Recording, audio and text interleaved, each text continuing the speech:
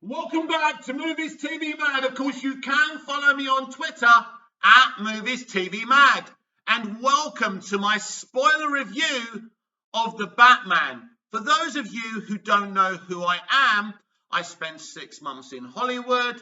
I spent time working within the industry. I write and direct and star in my own plays here in Cyprus. And I actually saw a test screening of The Batman a long time ago. So I've had a very, very integral, special relationship with this movie. I found it challenging not to be able to speak about it. Yesterday, I went to the cinema and had an IMAX screening of The Batman. You are talking to a friend of The Batman, and this is a safe space where we can kind of analyze and review this film. One of the great things about this film is the element of the Riddler having this online following. And it's very interesting what Matt Reeves has done here, because I think we've all seen it online. If we're on any kind of social media platform where these people start to get a following. This is very relevant towards the fandom menace.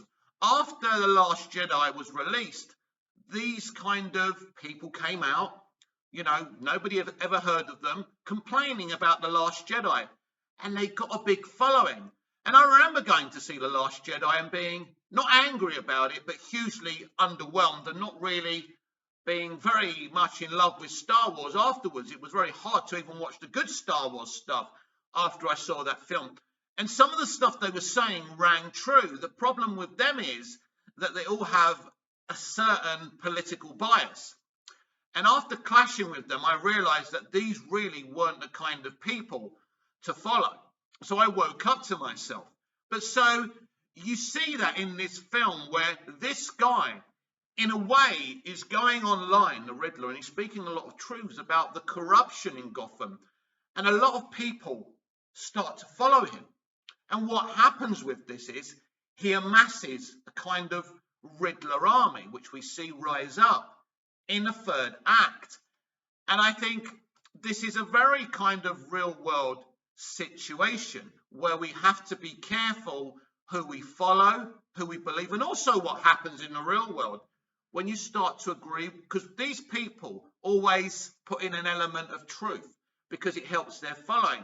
But also with these people in the real world, you notice in the end it's about getting a following rather than saying something and making a difference in the world. And this really happens with the Riddler. The difference is with the Riddler in this film is, I believe that he believes what he's saying. So there's a difference there. He's not really a con artist. The Riddler is insane. Ed Nashton is insane. But the element here is that some people are calling this character an incel. And it's a term I don't like because it waves away any nuance with a character like this. It's like Michael Douglas's character in Falling Down. People call him an incel. You know, Joaquin Phoenix's Arthur Fleck, Joker. People called him an incel. So what Matt was very aware of here, obviously, was not to be over-sympathetic with him. With Arthur Fleck, we saw the fact that he was looking after his sick mum, that he had mental health problems, and people saw that as justifying what he was doing. It's not. It's making a real-world situation and having commentary about how people with mental illness in kind of gritty slums and working-class environments are not serviced. And that's what we see. And one thing can lead to the other. What's led to the Ed Nashton thing is not really explained in this movie. Now, if you do read the novelization, or I think there's a prequel thing or whatever it is, it kind of sees his early days, and I think that's interesting, without being overly sympathetic. But this is a guy who's been thinking about this for a very long time. This is a man with a plan. So to call him an incel, I think, is not doing justice to the character that Paul Dano and Matt Reeves have created here. Now, a lot of people have said that this is nothing like the Riddler. Now, he doesn't look like the Riddler, but he does act like the Riddler at times. He's quite animated in his body movement at times, and he does do riddles. Very, very good intelligent riddles.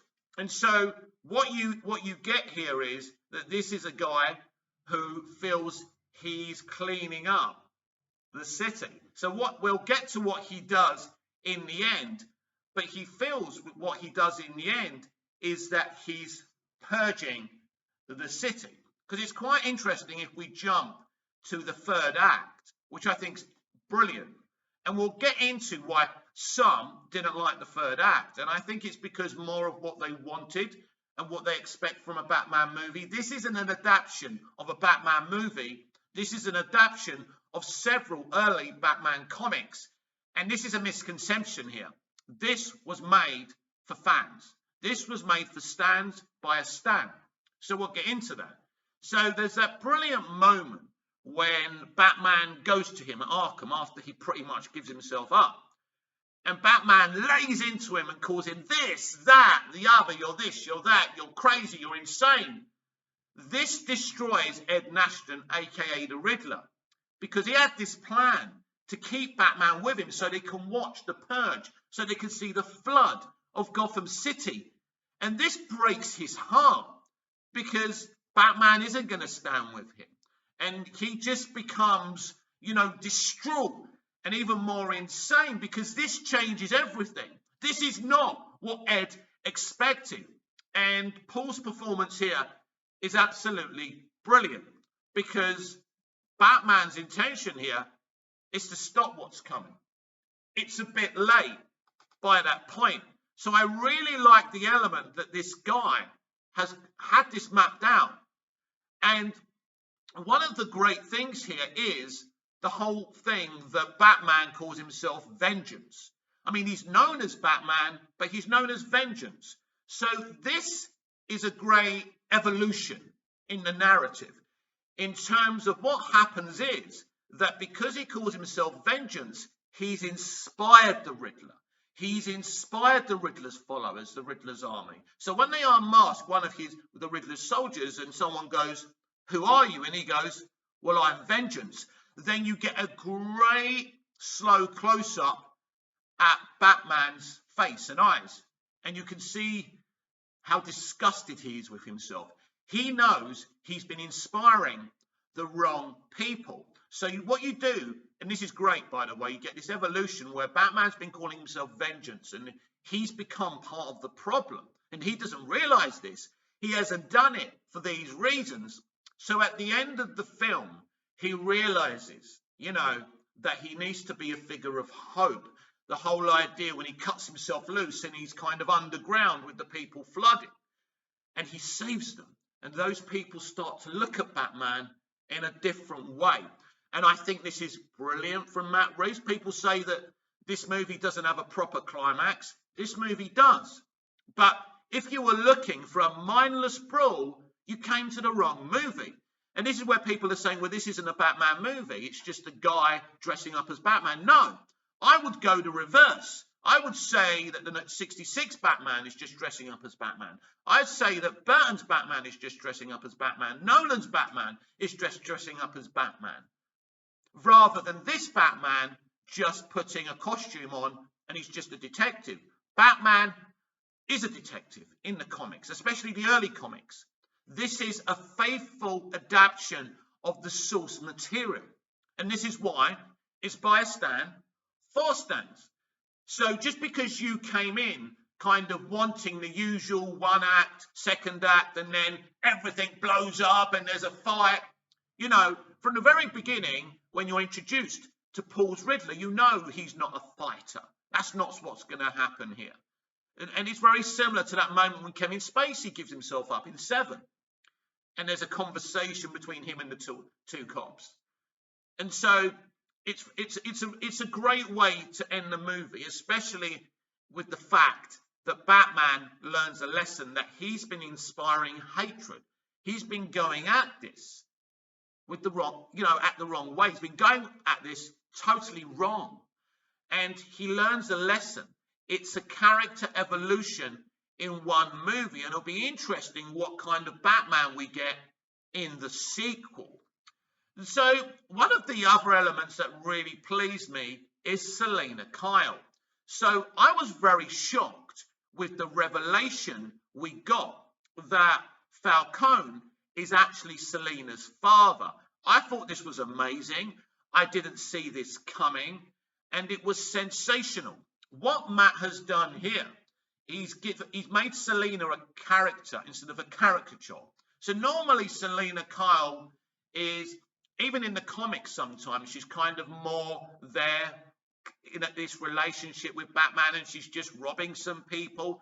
And I know she's kind of robbing from the rich at times in the comics and giving to people who need it. And I get that. But what Matt has done here, he's made her a character. And it's very interesting. It sets up a great future, by the way, for Selina that makes her more than the woman who loves Batman, right? She doesn't know he's Bruce Wayne at this point in this film. But what does she do with this now? She is Falcone's daughter. Now, she's obviously a very, very kind of moral young woman, even though she, she steals stuff and things like that. She steals from wealthy people, right? But with her connections to Falcone now, and obviously hell is going to break loose in the future of this story, in this universe, where everyone's going to vie for Falcone's power. Could there be a situation now, because of this, that those roots lead her back to kind of the Gotham's underworld? And maybe she could become a criminal. She could be led down there. Or maybe even kind of, contemplate it. We'll see what Matt does with her character. But I really do feel that they've gone at this in a very good way. It's very, some critics said the twists and turns of this movie were very predictable, and it was a movie that thought it was a lot more clever than it was. I don't agree. Maybe I'm thick, maybe I'm stupid, but I didn't see any of these twists coming. But making Selina Falcone's daughter is brilliant. Now, I don't know in the comics if this is the case. I'm not a great comic reader. I wish I was, because I love these comic book characters. I love these DC characters, and I certainly should be reading the comics. And it's not that I don't want to. It's time, it's concentration levels, and things like that. Maybe someone in the comments down below can let me know. So, it's a very good twist, and it sets up a brilliant future for Selina. The levity in this film, and there's not much of it, of course, and, this is a Batman film. This is about a character as a kid saw his parents killed. Why would he be laughing, joking, and cracking jokes? It wouldn't make sense. And if you're a critic, and I've seen a few critics, give this a rotten score because Bruce Wayne and Batman don't smile. And I think you should hand in your press passes, because that is not the responsibilities of a critic. A critic is supposed to judge the film on its storytelling material. Not say, oh, it's too dark, it's not funny. That's not what critics do. That's not what critics, high-court critics, when I was growing up, like Barry Norman, used to do. But these critics are something else. And they're very defensive when you constructively bring them up on this. But that is not how you review a movie. So a few rotten scores out there, that shouldn't be rotten scores. Just be honest, say it's too complicated for you. You're too simplistic. You just want to see a simplistic mainstream film. Well, you knew when you went into this film, you weren't getting a film for the mainstream audience. You were getting a film that was on its own earth. That's the whole point of it being in Earth 2. So it doesn't hurt the lighter tone of the mainstream universe of the DCEU. It's good for Matt, and it's good for the mainstream franchise as well. And this was the problem with the Snyderverse. The Snyderverse should have had its own Earth, and then people wouldn't have gone at it that hard. Because I'm a big fan of the Snyderverse. And so, as I say, the levity in this film really comes from Oswald Cobblepot, a.k.a. the Penguin. You can see from kind of how they've made him up. They wanted him to look like Robert De Niro and feel very Goodfellas and have that Goodfellas vibe. But he does come out with some very funny lines, and he's very light, and, he kind of feels like a person who doesn't realise he's a bad person. I mean, the car chase between him and Batman is excellent when he thinks that the Batmobile has exploded. I did it, you psycho, you crazy shit, or whatever he's saying. And then that realization when the Batmobile leaps out of the flames. It looks beautiful in IMAX, by the way. And then when he's upside down and you can see Batman walking towards him, that's great. That really is a great cinematic moment. But let's be clear about the action in this film. There's not much of it, apart from that chase, apart from Batman punching a lot of people, and he does it really well, and you want to see that type of thing. But the action in this film, what little we get of it, is a token gesture by Matt Reeves. That's not a bad thing, because that's not the type of film he's trying to make. This is a detective noir drama, and that leaps out at you from the very beginning of the film. The opening narration is brilliant because it sets the scenes in Gotham, which is a huge character in this film. This film is not about action, but he in the studio discussed it properly, and they said, you know, mate, make sure you put a bit of action in here. So he probably did it out of necessity rather than wanting to. But not having a lot of action in this film isn't a problem. It became a problem in Superman Returns because you expect it with a Superman movie. There were some great action set pieces in Superman Returns. People felt there wasn't enough. But this film isn't about action. The exciting element of this film is the emotional drama of it. This could have been, now some people have used this as a criticism. I'm going to use this as, wow, this is good. The Batman feels like a pilot episode of an HBO Max series. They set everything up beautifully. The rogues gallery, the evolution of Batman being vengeance to actually becoming Batman and deciding to give people hope in the future. It's set up. It's the first movie. And although people say this is not an origin movie, it is. No, we don't see the Waynes getting murdered again. But we do see a beautiful setup between, you know, I was sitting there yesterday and I'd already seen the test screening, but it hit me again and I thought to myself, this is a drama. This is a detective drama. It's like watching Mike Hammer, Mickey Spillane's Mike Hammer, or those 1940s, 50s detective movies where the guy's wearing a trench coat and he's narrating and he's smoking a lot. It's great. Now, it's not for everyone, but this film isn't meant for everyone. Now, if this film does more money because the mainstream audience, the regular audience, enjoy it, all you know, credit to them. Not that I have faith in the regular audience to enjoy this, but I hope that they do. And so there is that element. Now, I want to go to Andy Serkis's Alfred, because a lot of people complained there wasn't a lot of him. I don't think you need lots of Alfred in a Batman movie, but when you do have him, it's important. This is a much smarter Alfred. He knows how to decipher these riddles. He knows how to work things up from his army days. You can see this is not a confident Alfred in a way. And there's that bit when Bruce says to him, "You're not my father, Alfred." And he says, "Well, I know." But you can see he's desperate. You know, when he kind of notices the video of Selina, because in this film, Batman puts this stuff in his eyes. He can record stuff. He does the same for Selina. And Alfred can see her on the screen. And Alfred's starting to think, well, maybe there's hope here. Maybe he's met someone. So that's a really good moment. But the Alfred Bruce Wayne moment of the film is in the hospital after that huge shock of Alfred being blown up. And for 1 minute, you do think he's fucking killed off Alfred.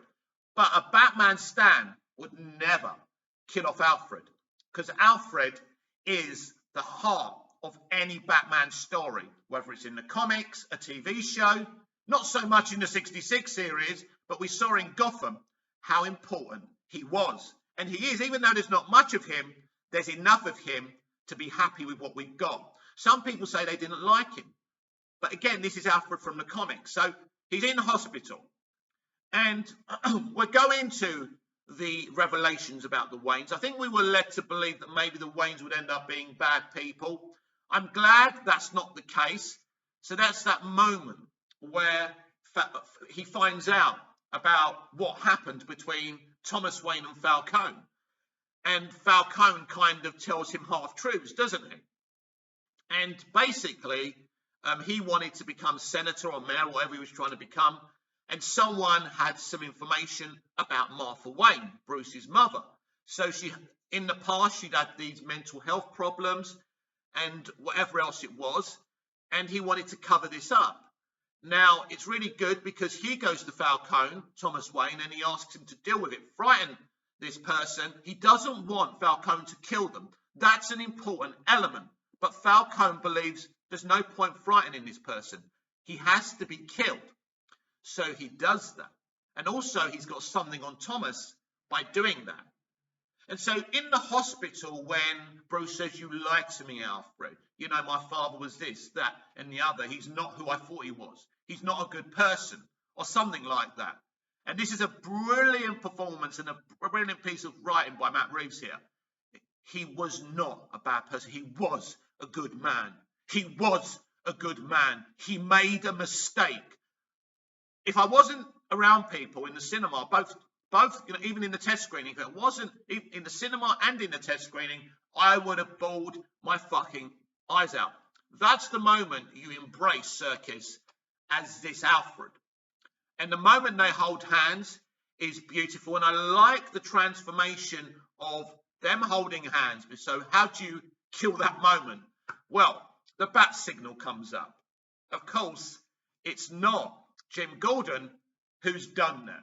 So there's been a lot of conversations about Jeffrey Wright's Jim Gordon. Some critics saying Jeffrey puts up a great performance, but they didn't feel much from him. I thought that Jeffrey Wright as Jim Gordon was one of my highlights of this film. I really do. I loved it. I enjoyed him as Jim Gordon a lot more than I thought I would. He's very understated. He's very quietly spoken. He doesn't really shout. He's not shouty. This is a good man in the middle of bad people. The police force is rife with corruption. And one of the reasons you can see why he's befriended Batman and he works with Batman, because he seems to be the only one in this town who seems to care, who wants to solve crimes, who wants to beat the corruption in the police force. Basically, Batman and Gordon are the only two people each other can trust. And even though at the beginning of the film there's that line, you know, if they trust each other or not, you can tell that there's a friendship developing here. And this is from the great chemistry and performances of Robert Pattinson and Jeffrey Wright. So I felt that Jeffrey Wright as Jim Gordon was great, and he felt to me as the definitive Jim Gordon. The only other actor and director who have come close to this was, what's his name? Gary Oldman. That's it, Gary Oldman in Nolan's Dark Knight trilogy. He's kind of close to the source material, but nothing like the version of Jeffrey Wright that Matt Reeves has given us here. So it's a great performance, and you can see this relationship getting slightly warmer as well, which I like as the movie goes on. I also really liked the young woman playing this senator, this person who wanted to make a difference in Gotham.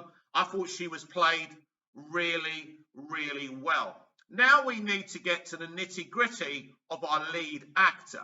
And that is obviously Robert Pattinson as Batman and Bruce Wayne. Most of you know, even the people who haven't seen this film, I don't know why you're watching this if you haven't seen this film, but you're welcome to carry on watching. Please smash a like on the video. Robert Pattinson has always been a great young actor. And I've said this on my live videos and on the DCEU Daily, even when he was doing Twilight. Twilight isn't for me, but his acting on Twilight was stellar. Just because you don't like something an actor's doing doesn't make them a bad actor. It means you know nothing about acting. The problem's with you. He was great in Harry Potter. And all these indie movies he's done recently, he's reevaluated his career. He's rebuilt his career. He went quiet after that stuff. And he did something very sensible and took some great advice. His performance here is absolutely fantastic. When you see him as Bruce Wayne, and, you know, the fleeting times that you do, you can see a very, very broken young adult You know, the way Reeves has the kind of eye makeup at the bottom there, but you can see in the eyes there's something very sad going on. That moment when he comes to the crime scene, the murder scene, and he sees the kid, and he's Batman at this point, and he looks back at the kid, and you know what's going on here. He's reminded of himself. And the performance of Pattinson's eyes, because with the Batman mask on, that's all you've got. Now, what's interesting here, we've had issues with Boba Fett not wearing a mask and the Mandalorian not wearing a mask, because the people making the show were afraid that we wouldn't link in with the character. Well, Matt Reeves is a very intelligent storyteller and filmmaker. He nailed it here. By us being able to see the eyes, we can see the performance. And one of the things about Rob's performance I loved, I couldn't take my eyes off him while he was Batman. You look at him in the entire costume and you think, fuck, this is the Batman. This is the Batman from the early comics. You know, it's brilliant and it works. And you literally are just there, fixated with him. And the performance in the eyes is absolutely beautiful, because eye acting, right, is something we all learn at drama school, but it's difficult. You know, not everyone can do it. So that would have probably taken a lot of takes and a long time and a lot of rehearsals to do it. But it's a great success story, and so is Robert Pattinson as Batman. Now, actually, we saw him as Bruce Wayne a lot more times than reported, but it's not that much. But ultimately, there should be no complaints of seeing more Batman than Bruce Wayne. The film's called The Batman, and why are you going to the cinema for? To see Batman. So it's great, it's smart, and it's brilliant by Matt Reeves. So this is a brilliant, brilliant performance by Rob Pattinson, a very intelligent performance. This really is a different Bruce Wayne and a different Batman. And when he's in the costume, you can see Bruce Wayne fighting to get out of Batman. You can see the struggle. Who am I? Am I Bruce Wayne? Am I Batman? And I really, really enjoyed that element. So it's a top performance, and he certainly is Batman. And at this moment in time, he's my Batman, because in the DCEU, we've got Michael Keaton coming back, which is exciting and great. But we've got a young, vibrant Batman here who's going to evolve. The Batman we see in the sequel and cameo in the HBO Max shows isn't going to be the same Batman and Bruce Wayne as we saw in this film, because there's an evolution here. So you will see a few more smiles. It will be a bit more levity because it's an evolution.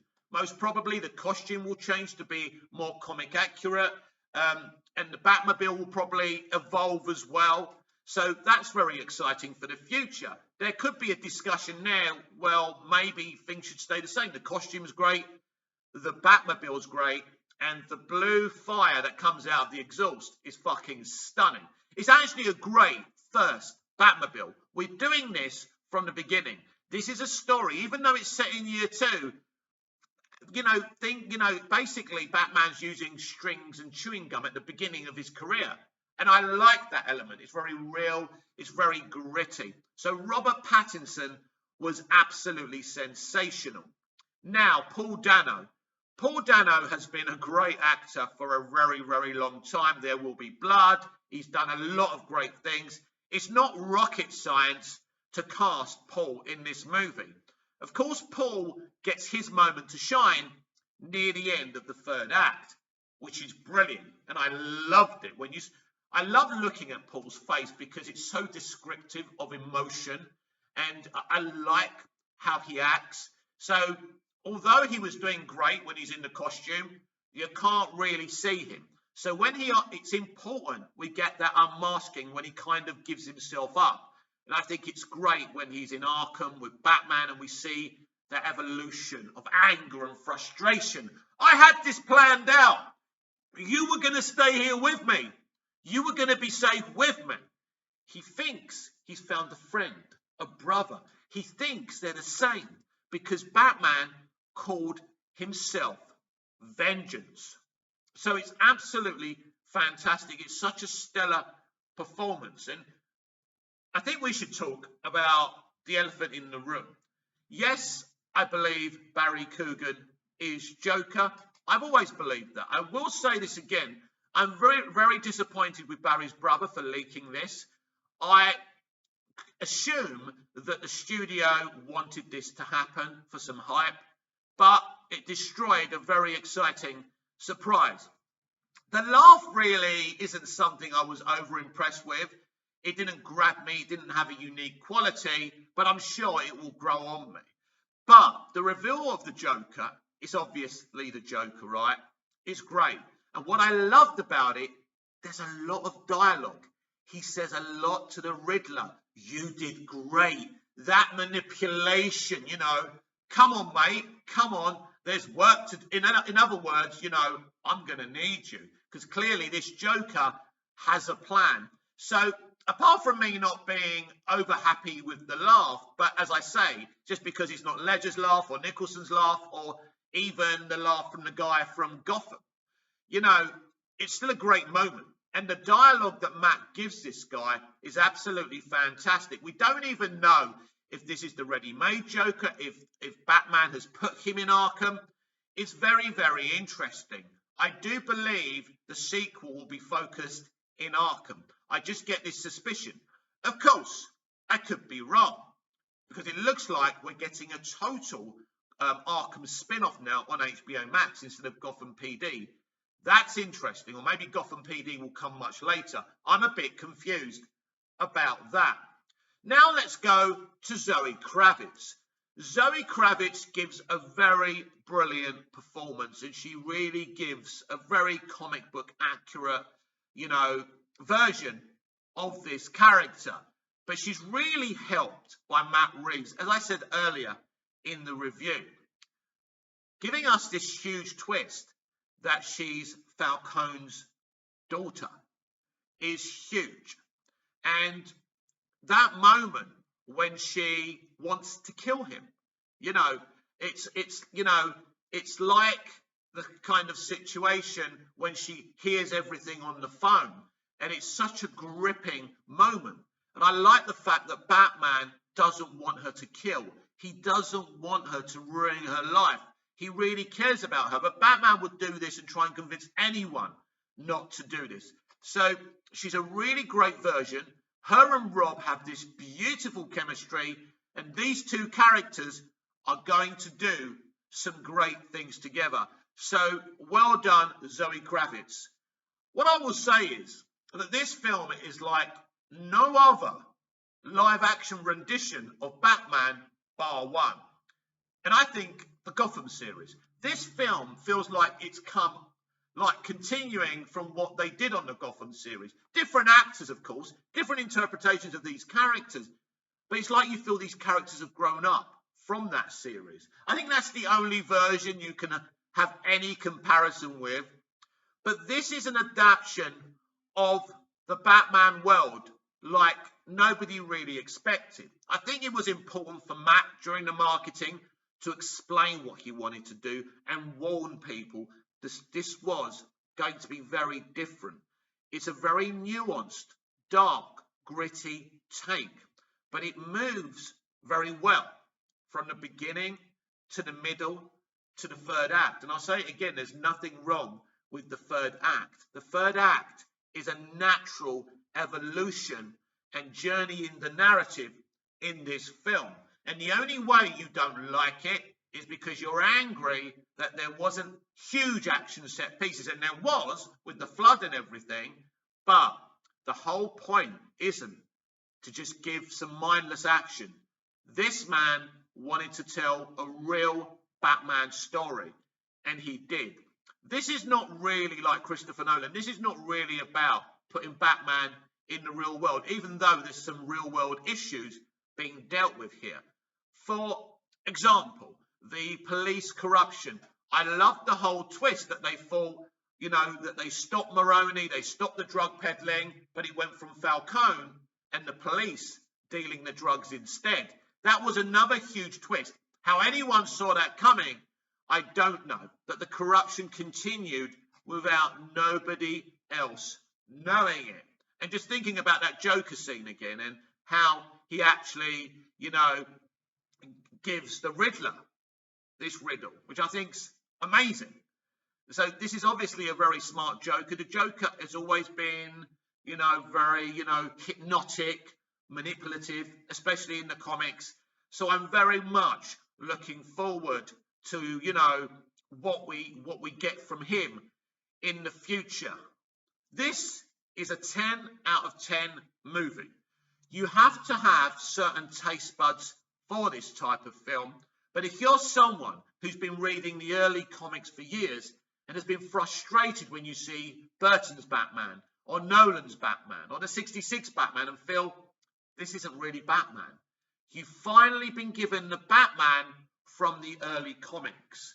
For once, comic book fans have been serviced. Instead of a director saying, well, you can't do this and you can't do that, Matt Reeves has got balls of solid rock of doing this and saying, right, this is about the story. This is not about garnish. I'm telling a story.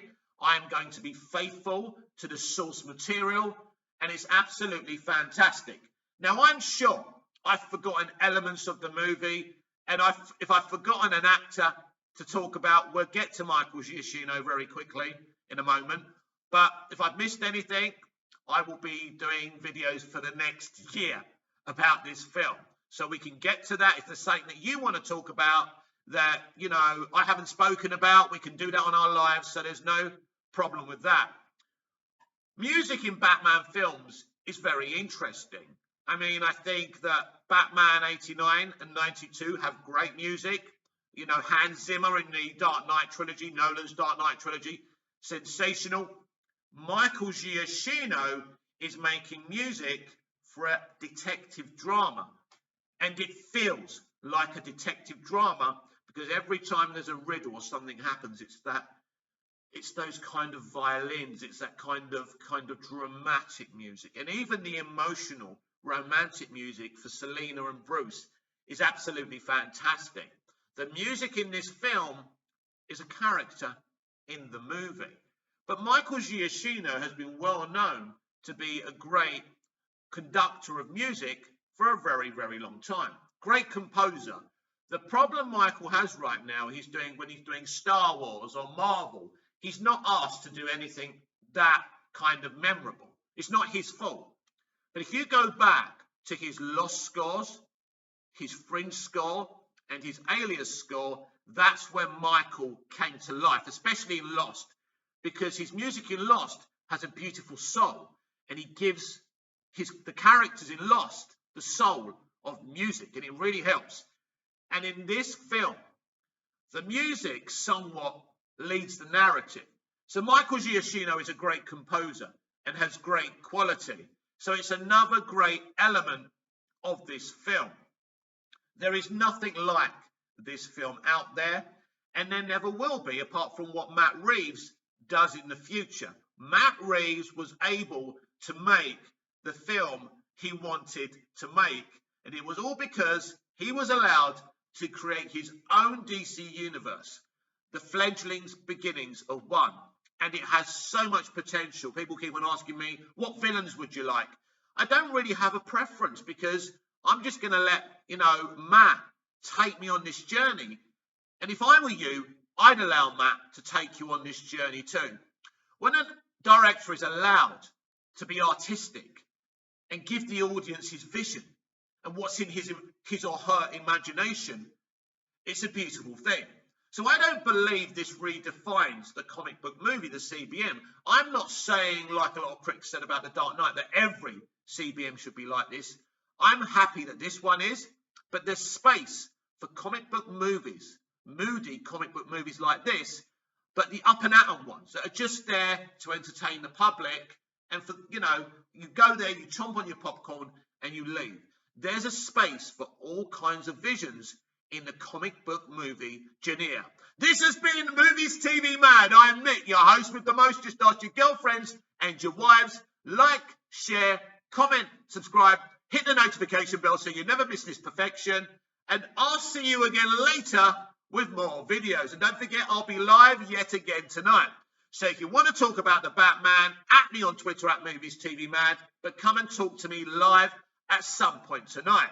So until I see you again later, goodbye, au revoir, auf Wiedersehen. See you again soon. It's great to be a DC fan, and it was a great honor to see the Batman twice, and I hope to see it a lot more. See you again soon.